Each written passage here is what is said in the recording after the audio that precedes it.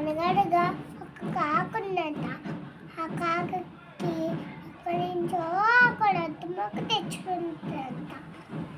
చెట్టు మీద కూర్చుని తింటుందంట. తింటుండగా ఒక నక్క వచ్చిందంట.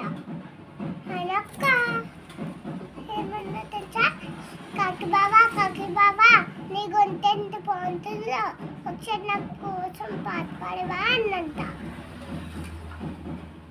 అలా కావు కావు అని పాడుతుంది కదా. అప్పుడు తన నోట్లో ఉన్న దొడ్డు మొక్క జారి పడిపోయింది కంట. నక్క ఆ దొడ్డు మొక్కని తీసుకుని పడిపోయి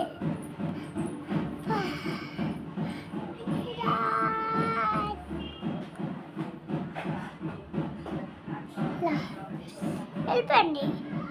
ఆ తర్వాత నక్క ఆ దొడ్డు మొక్క మింగేసింది. ఆ తర్వాత ఈ సూర్యుడిలో పొంగతడికి పొంగిపోగలరు.